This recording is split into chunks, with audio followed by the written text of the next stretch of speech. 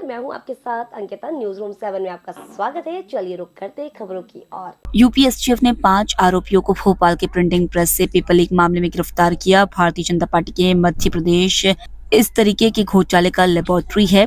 Paper leak मामले के केंद्र बिंदु मध्य प्रदेश है। Bharatiya Janata party anti national activity करती है। बीजेपी के कार्यकर्ता बड़े पद पर बैठकर ऐसे भ्रष्टाचारी करते हैं, वह एंटी नेशनल एक्टिविटी में आता है। पेपर लीक के अपराधी पर कार्रवाई नहीं करती। डॉक्टर जोशी पद पर बैठे हैं, उन्हें हटाया नहीं गया। कांग्रेस के 2 विधायक रामनिवास रावत और निर्मला सप्रे ने इस्तीफा नहीं दिया है। सदन से पहले नेता प्रतिपक्ष विधानसभा अध्यक्ष को पत्र लेकर कार्रवाई की मांग करेंगे।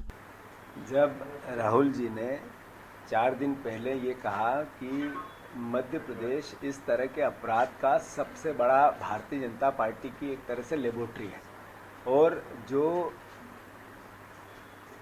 40 एग्ज़ाम मध्य प्रदेश में हुए, भर्तियों की अलग या पीएससी की एग्ज़ाम्स की इस तरह की गतिविधियां अगर कहीं से प्रारंभ हुई तो वो मध्य प्रदेश ही है। बार बार जो एबीवीपी के और बीजेपी के कार्यकर्ता के रूप में काम करने वाले लोगों को इस तरह के ठेके, जिम्मेवारियां या पदों पे बिठाया जाता है तो स्वाभाविक रूप से इस तरह का क्राइम करने में Bharatiya Janata party anti national activity करती है। ये एबीवीपी का कार्यकर्ता अगर किसी पद पे बैठ गया, इन्हें बीजेपी के अनुवांशिक संगठन का कार्यकर्ता किसी पद पे बैठा और फिर पेपर लीक करता है तो ये इस देश के भविष्य के लिए कुठाराघात करता है, उसके अंधकारमय करता है।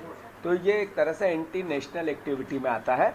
नरेंद्र मोदी जी में थोड़ा सा भी ईमानदारी का आस हो, जिस तरीके से वो बच्चों से बात करते हैं, आत्मचिंतन के साथ ये समझाने की कोशिश करते हैं कि मनोबल गिरने मत देना और बच्चों को मोटिवेट करते हैं एग्जाम्स से पहले।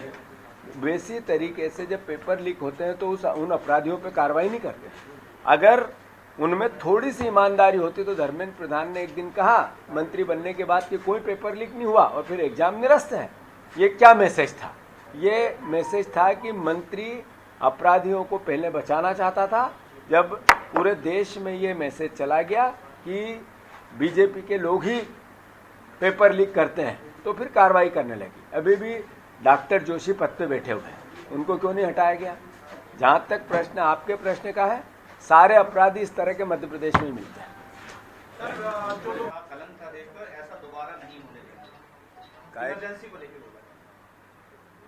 प्रधानमंत्री जी ने इमरजेंसी को लेके जो बार बार बात कही, वो ये क्यों नहीं कहना चाहते कि रिसेंट में बच्चों का काला दिवस चल रहा है, जिस दिन कल एग्जाम निरस्त हुई। इससे बड़ा काला दिवस तो एंटी नेशनल एक्टिविटी थी। ये एग्जाम निरस्त करना, जो बच्चे लगातार तैयारी कर रहे थे, 2 एग्जाम निरस्त हुई और नेशनल एजेंसियों के अंतर्गत हुई। देश के प्रधानमंत्री की रिस्पॉन्सिबिलिटी थी, उसमें अलग से एक शब्द क्यों नहीं बोले? 50 साल पहले की बात करते करते प्रधानमंत्री जी 303 से 264 पे आए हैं। अगर भविष्य की बात करेंगे, जो इसकी जिम्मेवारी है उनकी, उनको सुधार करेंगे तो ज़्यादा बेटर होगा। डॉक्टर जोशी का इस्तीफा क्यों नहीं ले रहे हो? क्या कारण है? जिनके रहते हुए बार बार पेपर लीक होते हैं, जिनके रहते हुए जहाँ जाते हैं वहाँ पर घपले और घोटाले होते हैं। मध्य प्रदेश पीएससी के जब वो चेयरमैन थे तब भी हुए थे, वो छत्तीसगढ़ पीएससी के थे तब भी हुए थे, यूपीएससी के जब चेयरमैन रहे उस दौरान जितनी भी आईएएस और आईपीएस की एग्जाम, उनकी भी जांच होनी चाहिए और 1 मिनट भी उस व्यक्ति को उस पद पे नहीं रखना चाहिए। उस पर नरेंद्र मोदी एक शब्द क्यों नहीं बोलते हैं?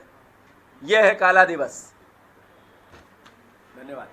फिलहाल इस बुलेटिन में इतना ही। आप बने रहिए न्यूज रूम 7 के साथ। नमस्कार।